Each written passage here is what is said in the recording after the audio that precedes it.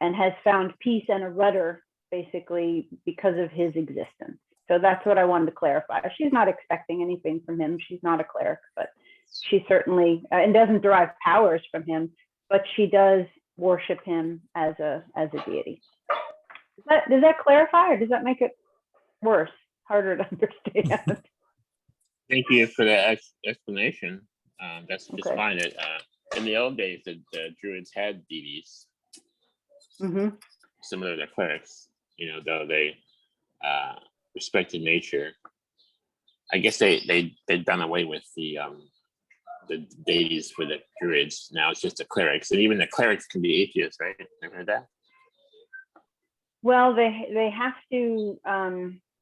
I guess they feel that nature gives them their powers, and that's why they're trying to keep the balance. And so there are certainly nature deities. I'm not sure if normal Druids worship them. Probably some do. I don't know. Well, that's a fine explanation. Thank you. That's good.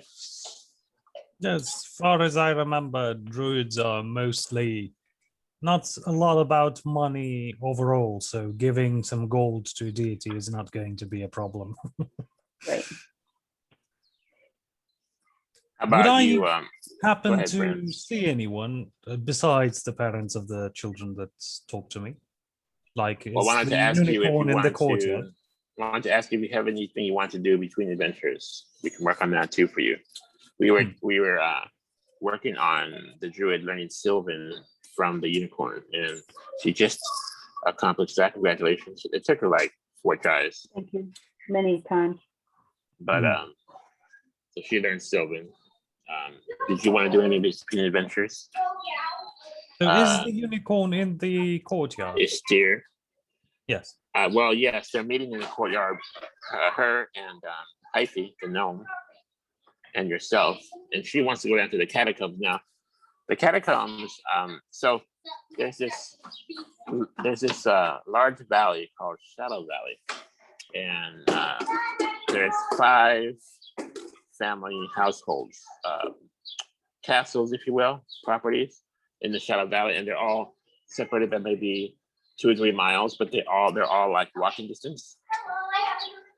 And the Grimm family is one of them, one of the main families.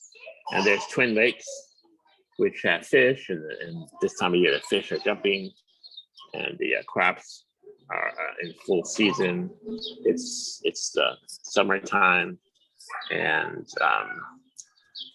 the Shadow Valley is surrounded by tall peaks, and at the edge of the valley, there's massive shadows. That's where you get the name Shadow Valley.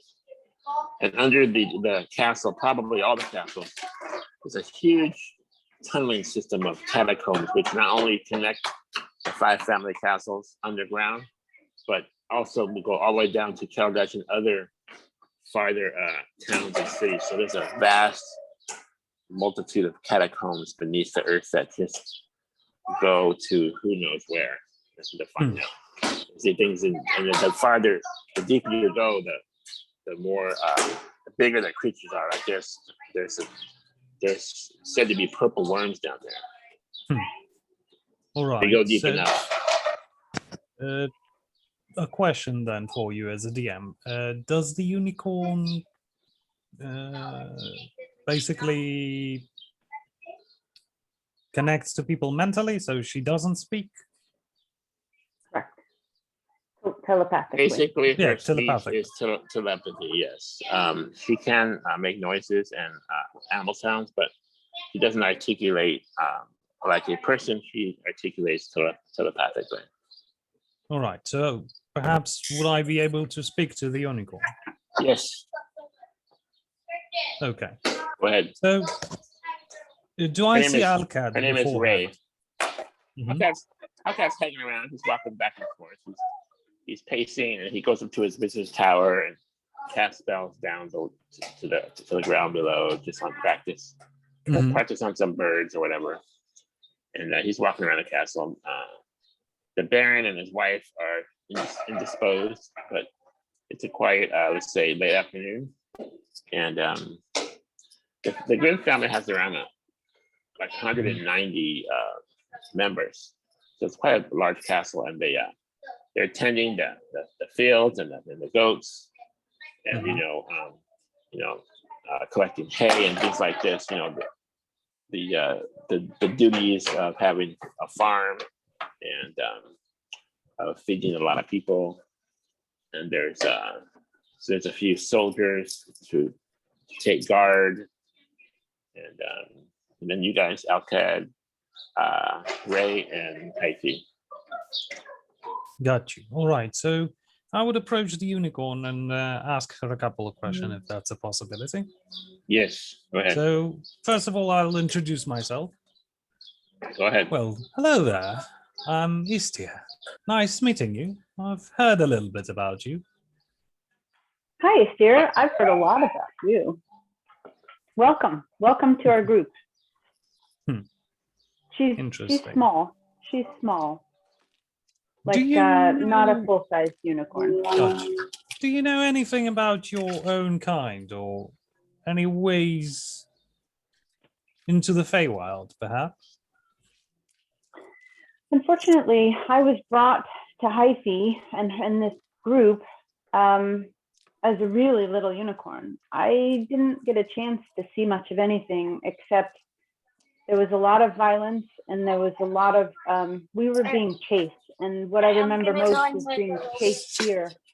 My father brought me here and left me, but not abandoned me. He left me because he was afraid that we were all going to be killed. And as I understand, most of my family has been killed. And I don't even know if my dad's still alive. I think he is. I feel in my heart that he is.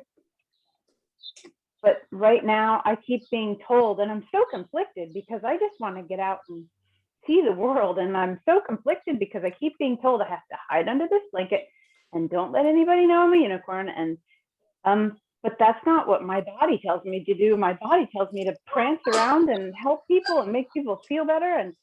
So you've been born on this plane? I was born on another plane and I was brought here shortly thereafter. And you don't have any feeling or connection towards it? I feel like I have memories, but I'm not so sure about traveling there. And frankly, I was brought here. I remember being told that I was being brought here because it would be more safe than where we were. Interesting. And something happens. You know my dad? Have you ever met my dad? No, I have never met a unicorn in my life. Well, now you have. Nice to meet you again. Now I have. She bows down. And you get the sense that she's maybe like 10. I mean, compared to a human years, that maybe she's kind of like a 10-year-old. And she's about that size, like halfway between a newborn and an adult. Well, hopefully one day we will find your father, and perhaps he would know better how to help you live in this world.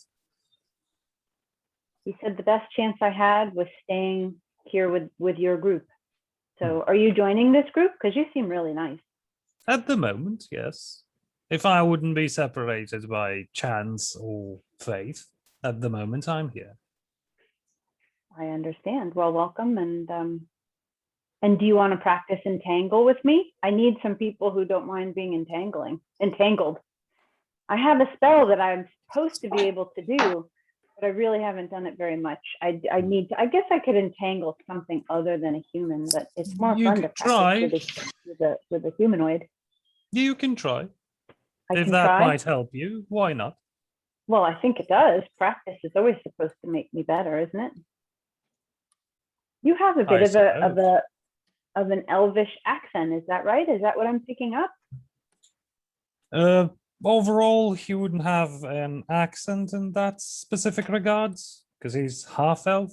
So he does speak common more than elvish. He knows elvish, but he wouldn't have an accent. Okay, but well, yes. She's definitely interested. She says, I see your ears. They look like an elf's ears. Do you, but you don't have an elvish accent. Where are you from? Well, as long as I remember myself, I was traveling. First with my parents and then with other travelers around the world, gathering stories. seeking for new adventures and discoveries. Stopping So- by, writing down things, retelling stories from years past. Have you ever been to other planes? Other planes, no, but other cities, yes. Mostly Do you never wanna- stopping for too long.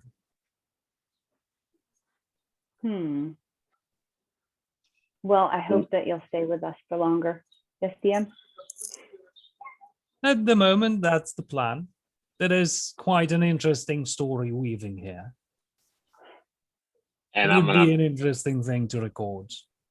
I want to just add, hold that thought. I just want to add that Istir, you do know of the recent stories you've gotten locally as you Mhm. since you've come about the Emerald Forest, which is to the north. That is leaving Shaw Valley, just to the north. They start, and they get thicker and thicker, and it's the rumors say that the strongest of the Fae have sanctuary deep in the Emerald Forest where nobody can get to except for them. And on the outskirts of the forest, the unicorns have been hunted by evil wizards, hunted for their magical horns all the way to the brink of extinction. And this is the first unicorn that you've seen or heard of that's alive. And the rumor is that it's the last unicorn in the world. Oh, Ray still has a sense that her father is out there. Yeah, He if can't communicate. He never As a answers. child, I don't think I'm gonna talk to her about wizards hunting unicorns. So she wouldn't run away from Al-Kad for whatever it's worth at the moment. This might cause problems. She thinks Al-Kad is silly, but she's open to helping him. But she thinks he's pretty silly. Probably because Hyphe keeps saying that. Okay. Ted says, well, if we're ever low on food, we can harvest unicorn flesh and we can use the horn for powerful measure. Just saying. She goes up and gently butts him with the tip of her horn in the hind end.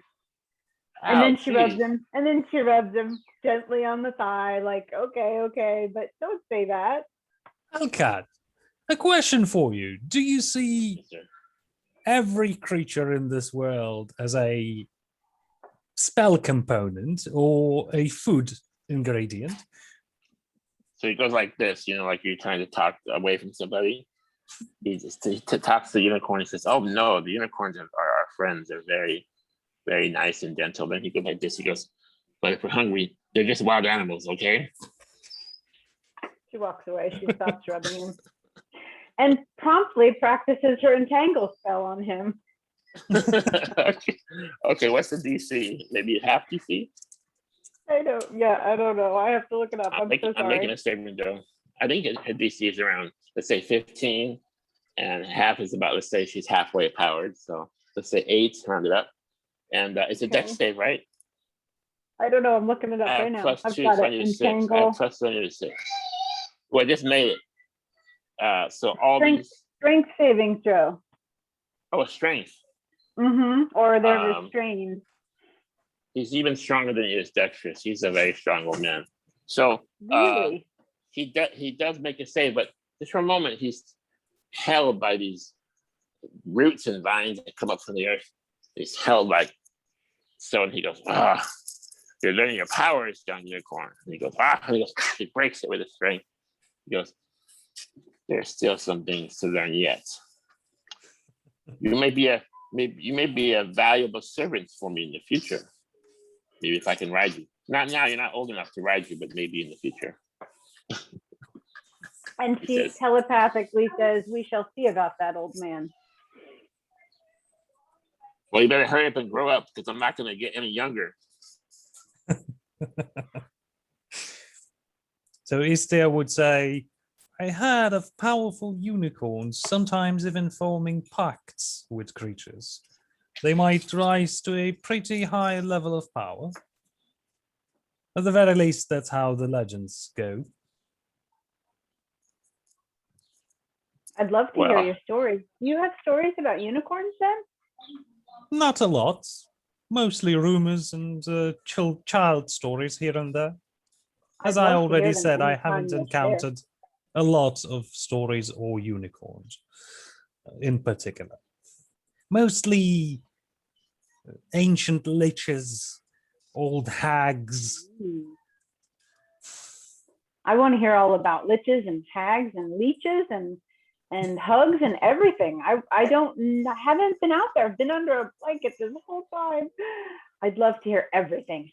So Tell me a story about a lich or a leech. Either one's fine. there's an old story about a hubris lich that was so powerful that he decided to fool everyone and make his phylactery in the smallest possible object. So he enchanted a needle to hold his soul.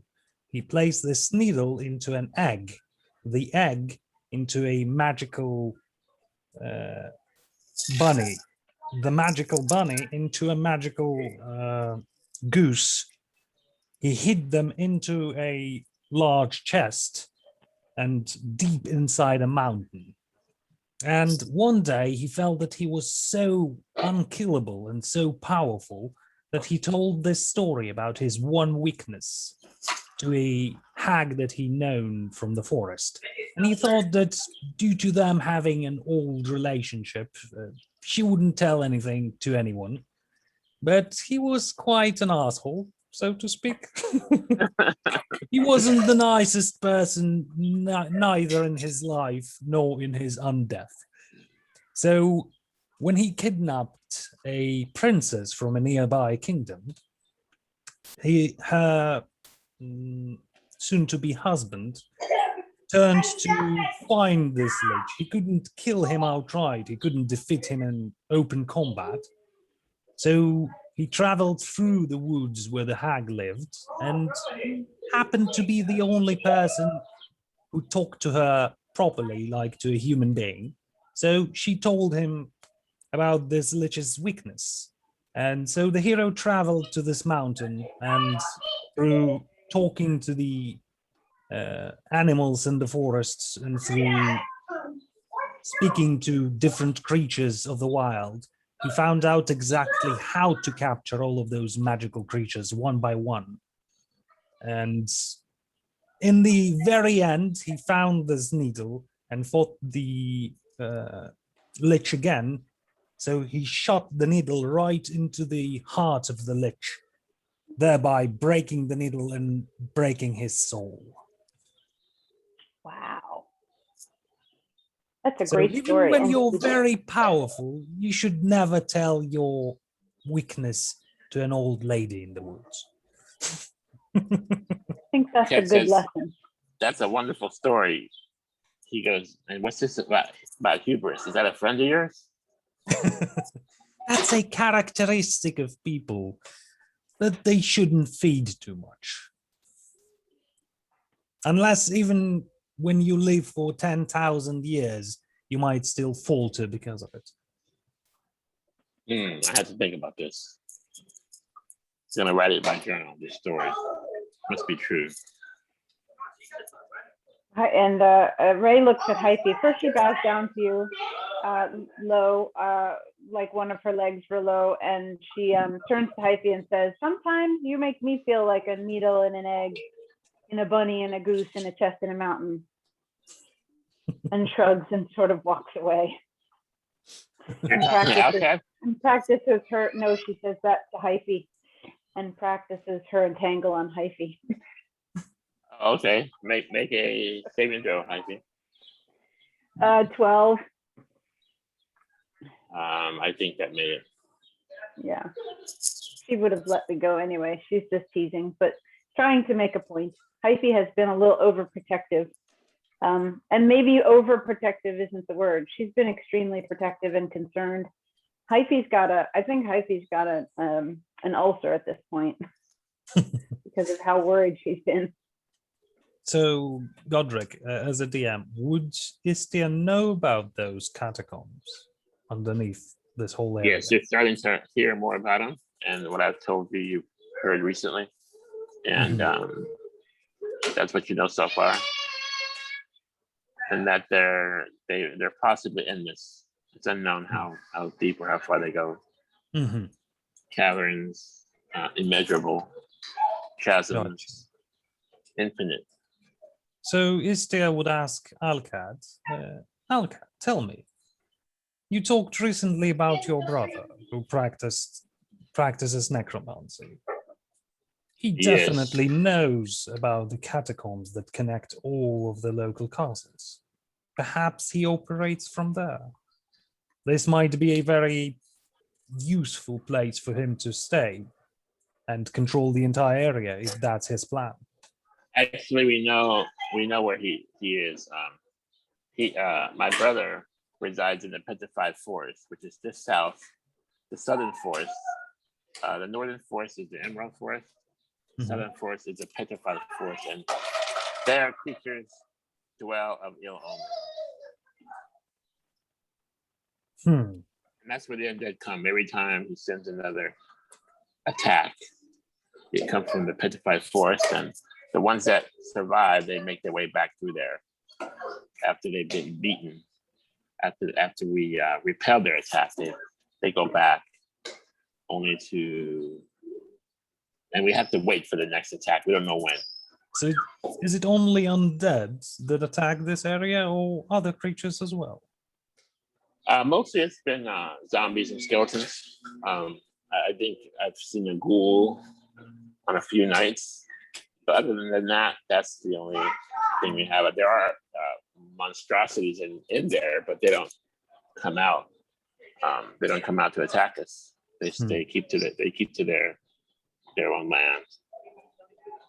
So surely you, as a very powerful wizard, have the ability to summon familiars. Yes. Have you ever tried to send any to search for wherever his base of operation is?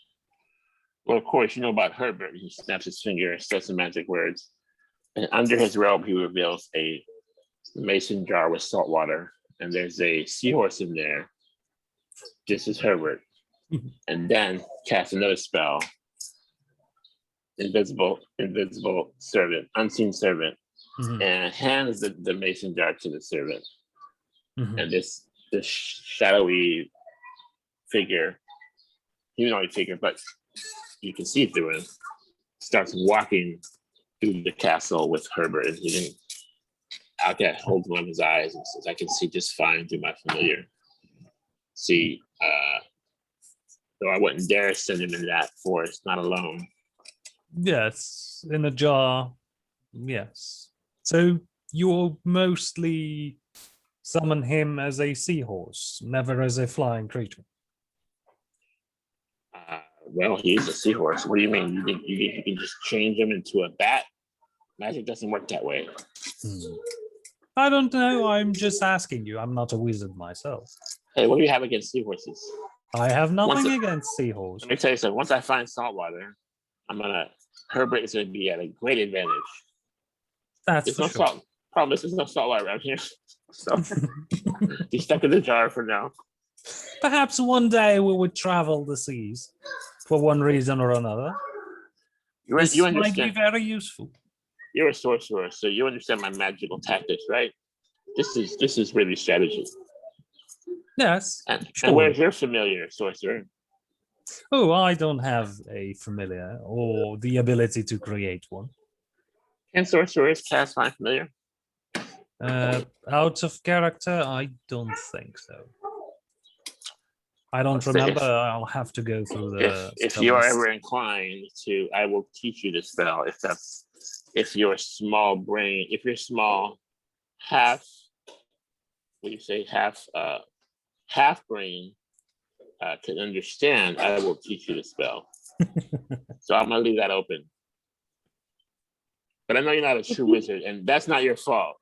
But I'm gonna hang with you and teach you whatever I can. All right. Sounds fine by me. I'll tell you what, these stories are yours. I'm very interested in those stories. I'd like to hear more sometime. Perhaps. Yes. This hubris thing, I think, is important. I think it means something. When I find out what it means, I'm gonna let you know. Do you have a Yes. library here? Certainly. Though it's been invaded by bookworms. You want to come downstairs into my cellar because I was reading these books and then these worms pop out, and I came back in a month and it was worse. I was waiting for them to go away and it just got worse. Have you But I do tried have a library poisoning them? downstairs. Been waiting on that exterminator to come. Never came. So the druid, actually, Hyphe, poisoned quite a few of them. Thank you, Hyphe. So you actually saved my cellar. I think I have an idea for you. This little cow creature of yours, he releases noxious fumes all the time, isn't it? Yes. Stinky. You mean Stinky? Yes, he does. Yes. How about you place him in the library? I never thought about that. The only thing is, I don't think Stinky can read at all. So what would be the point? He shouldn't read, but his fumes might kill all the worms eventually. I see. Well, I think probably when he gets older, he's going to be able to do that. But I think now he's, I fear for his safety. There's been people talking about getting rid of him. Can you believe this? My beloved pet. I'm afraid to leave him alone. Al-Kad, I understand. This is definitely something we need to talk about seriously. I can understand. Can I tell you the powers he has? He brings some goat milk, and he pours the goat milk in a vat in a glass, drinks it, and then he brings Stinky, and then the goat milk just turns sloshy and it turns into like a sour cream. This is real power. This is real power. So you want to open a dairy farm? I can teach you to do that without Stinky. Can I tell you one of my biggest fears about Stinky?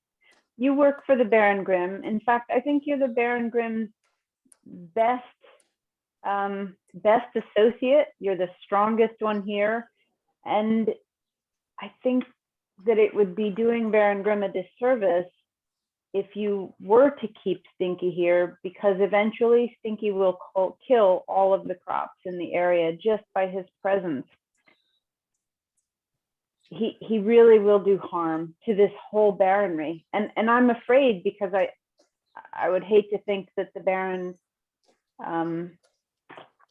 didn't trust your judgment as much as he should. I think we have a really wonderful opportunity to give Stinky the best life possible.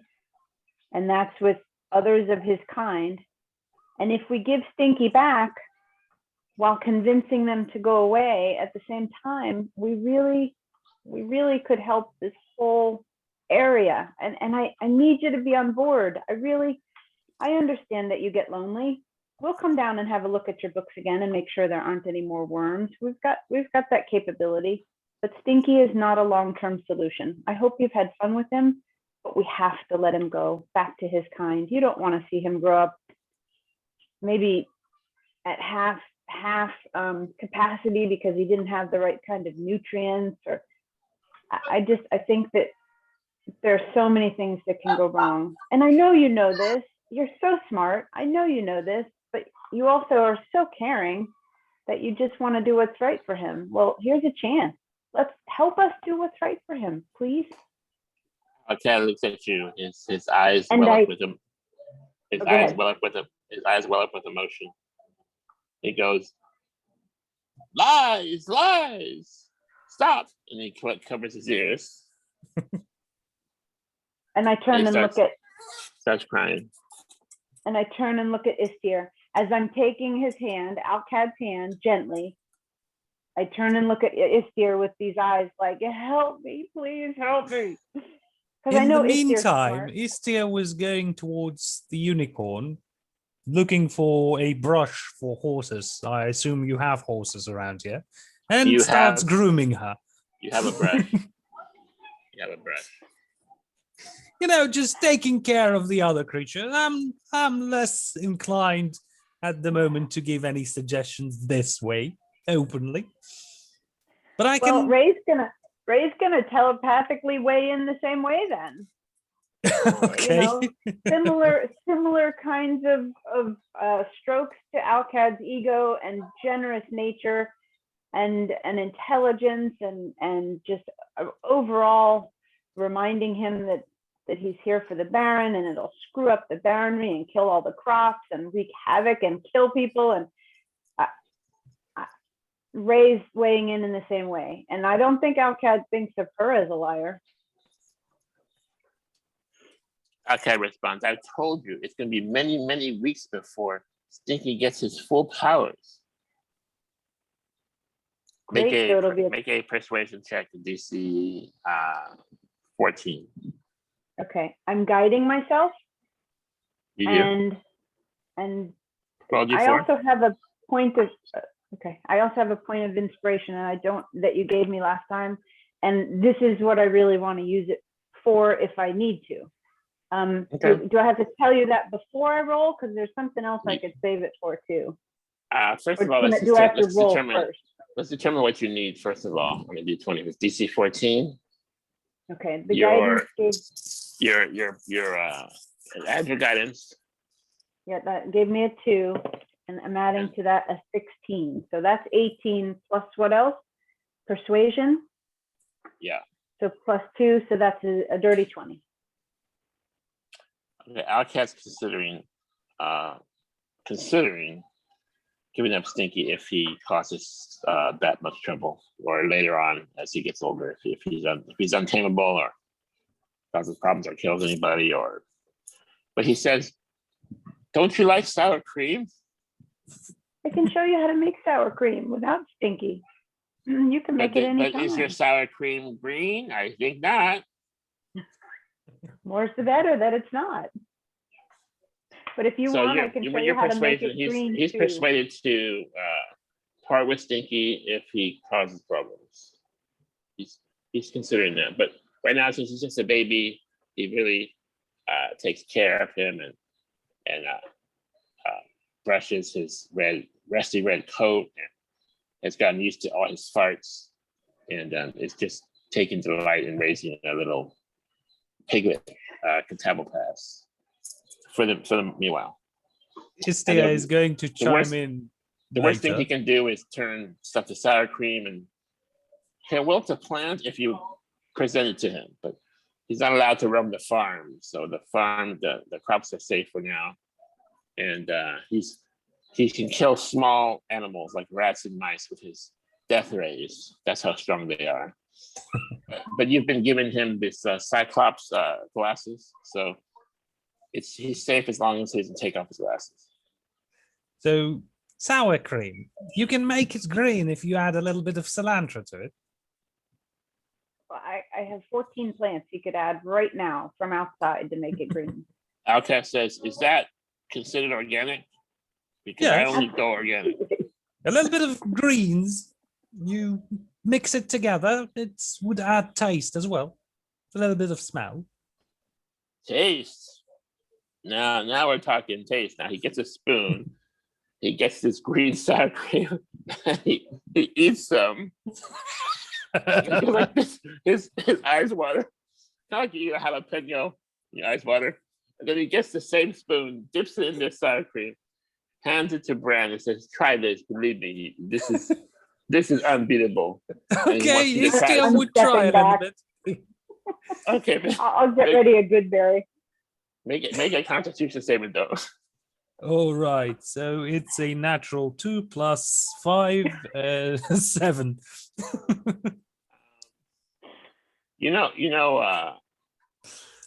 You can tell it is a natural mix. It's going to go into your system and probably go out your system like food. But once you put it in your mouth and start tasting it, it tastes a cross between the taste of wasabi where it goes right in your nose. Yeah, that's happening. And your eyes are watering now. And then imagine a 100-year-old rotten egg. Now so rotten that it became nice and tasty again. That's what it tastes like. Istir would say, reminds me a little bit of dwarvish cuisine. A little bit hard on Yeah, humanoid it was taste so buds. rotten that it became edible again, and all the bacteria basically killed itself, and it formed into like a soupy green sour cream. Yeah, fermented thoroughly. Very, yes, naturally organic. And Al-Kad says, now this, we can sell this. This is not normal. This is something special, really. Well, So yes. tell the gnome to back off. You definitely can sell it to some dwarves. Do you have any dwarvish kingdoms around here? Dwarves aren't so close, but there are some dwarves in Canada. I know this barkeeper Hobblefoot. He might be interested. Give him a taste. Perhaps he would like it. Add it to some salads. He puts them in a mason jar. Everything he cooks now, everything we eat there is going to have this on it. I don't mind it. Unless I roll very poorly, everything is going to go great. And he says, listen, if you ever get constipated, it's great for that. It just clean you right out. Yeah. Just don't take too much. It's like, everything in moderation, right?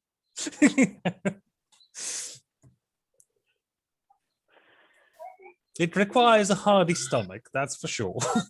If you take too much, it becomes explosive. Like I think like a D6 gas damage. But it's organic. That's the thing. Yeah, so, that's for sure.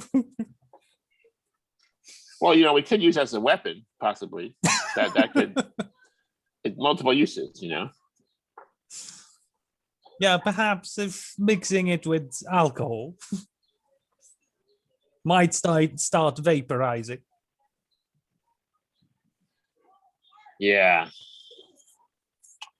So does the Catoblepas calf, I guess, for lack of a better word, seem content? Like it's not ailing? It doesn't seem like it's getting sick, because I know he's feeding it. The thing is, you can tell. Make a animal handling roll.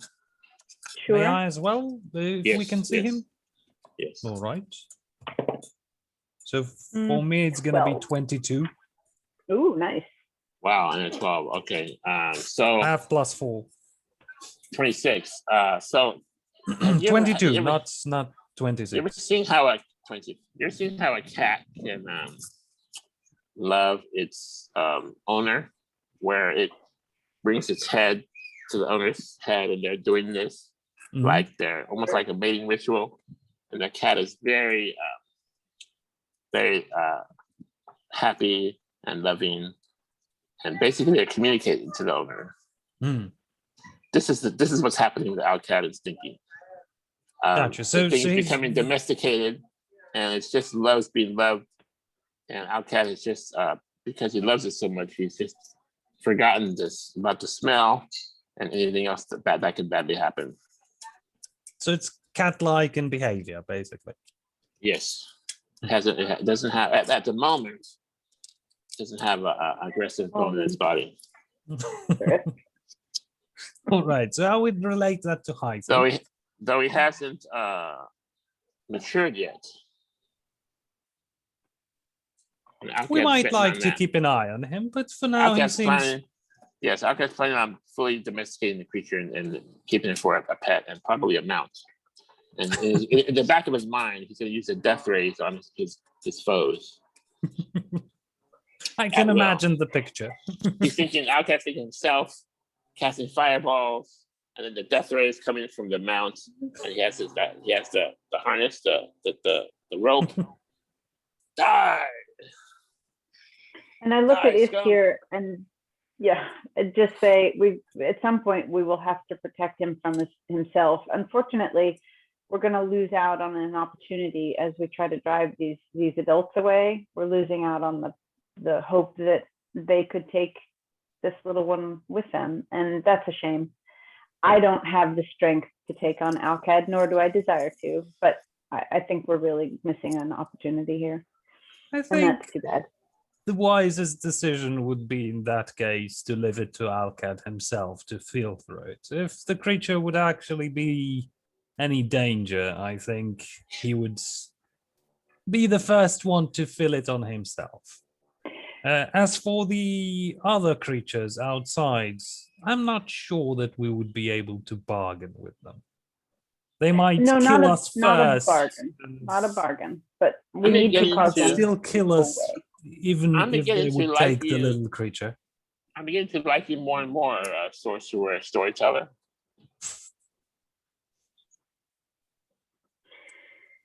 They might kill us in any case, even if they will accept him back. What would we do then? Who would protect Well, this area? We're still going to need to drive them away because they'll kill everything in this area just by being here. We've got to drive them away. So when our party's back together, I sincerely hope that everybody will help me do that. I have some ideas. None of them are good. They're all long shots, but I'm willing to try because right now they're going to cause everything around them to rot, especially with a group of that many. We just have to kind of steer them away. That is a good idea for sure. There is no reason to damage this ecosystem with introduction of new creatures to it. Did you hear what happened, by the way, before you came to the Grim Castle Day party? So as it was, found the Catoblepas blocking the bridge with one of the carts was knocked over, one of the wagons. It was a gnomish wagon. And the Catoblepas was right there in the center of the road, wouldn't budge. So the party killed it, cut its head off, left the body just there, laying there with the neck exposed, the long neck, the long, strange neck, with no head there, blood everywhere. Just left it there, took the head with them. And just within a few days of bellowing started. So you never exposed of the body? Just left it there to rot? You just kind of left it there in the middle of the road to rot. Terrible in the retelling. Very bad in the retelling. No proper burial. At the no very prayers. least, took it somewhere else, into the woods perhaps, or buried it in the catacombs. They're like a 2-ton creature. They're huge. Well, don't you They're like have elephants, axes but and long. hatchets? Oh, It might be a gruesome thing to deal with, but That's burning a my body so recollection. massive. That's my recollection of the event. So In No any wonder. case, it's not far off. burning a body so massive would have taken more than 48 hours. did you guys want to go into the catacombs below? I think that Just the two when of I us? looked over, no, I think that when I looked over what we needed to practice, we didn't really need to. I mean, we're still going to practice her horn attack and her hoofed attack. She's been able to do a hoof attack. The horn attack is the next thing that we need to work on, but she's not proficient at that yet. But we don't need to be in the catacombs for that, unless you want to, Juja. No, I didn't want to push you down there. I didn't want to push Okay. you down there. right. Bran, did you have a background for your character? So yeah, just as I described, he was mostly a traveler who gathered and retold stories, was traveling with different people all the time, mostly other storytellers. And I'm sorry, He's not too Istir. old he's not too old for a half elf. He's just 37 years old. Okay. His parents were humans, so like adoptive parents, basically. He was mostly like part of a traveling band of storytellers. And what else? Al-Kad asked me about Huberus, and he said that he doesn't have an available library at the moment. So I do have a story for him, actually, that might help him a little bit more. Yes, please tell me. And then he pulls up a table. Just puts a second. puts the chair backwards, sits down, pours a barrel of Hobblefoot's finest ale, and lights a candle, and is holding on the stinky, and is rubbing his head with his fingers, with his long wizard nails, And he says, "You have two in your audience. Tell the story, sorcerer." I think you might call the children of the castle as well. They might like the story. It's a simpler way of telling the story itself. It might be easy enough for everyone to get. You have three children that showed up for your story. And Ray. And Ray. So the story itself is called Kalabok. It's about a round creature made out of bread that two elderly people were living together as a couple, and they couldn't have children. So they gathered the last of the wheat that they had in the house and made a bread out of it. And when they cooked it, it came to life. And they wanted to, basically they placed the bread to dry out on the sun, and it came to life, and it decided to run away as the first thing it done in its life. And it just started rolling into the woods, further and further away. As soon as it came out of the perimeter of the house, outside of the fenced area, it found out a rabbit, and the rabbit said, "Hello there, Kalabok. What are you doing here? I see you here. I'm gonna eat you." So the little bread creature told him, let me sing you a song. So I am Kalabok, and I was made out of the last wheat of the house, and I was squished and squashed and came back to life. And when I was dried out on the sun, I decided to run away, and I ran away from my grandpa and grandma, and I would be able to run away from you. So he continued to roll away and ran away from the rabbit. Next, he met a wolf who as well tried to eat him, and he retold him the same story, and that he ran away from the parents, and he ran away from the rabbit, and he would be able to run away from the wolf as well. So he ran away from him. But then he met a little fox. So the fox told him, "I'm going to eat you, but while you're telling me the story, could you roll a little bit closer? I couldn't hear you. Could you roll a little bit more closer and retell me this story of yours again and again?" And when the bread was all filled with this feeling of power and the ability to run away from everything, it was too close to the fox to run away. So the fox finally ate him. And basically, the very basis of this story is that when you're think that you're very smart and you can outsmart everyone and run away from everything, you should always keep an eye on things and try to keep your distance. Don't let your feeling of self-empowerment get into your head. Thank you for that.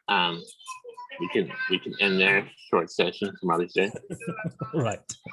Anything else before we close? No. Ray walks up and rubs on his hand and says, "I think I can learn a lot from you." Thank you, guys. Thank you. Thank you. Thanks Nice for joining us. having Happy this day, little everybody. session with you today. See you next week. Bye-bye. Next week.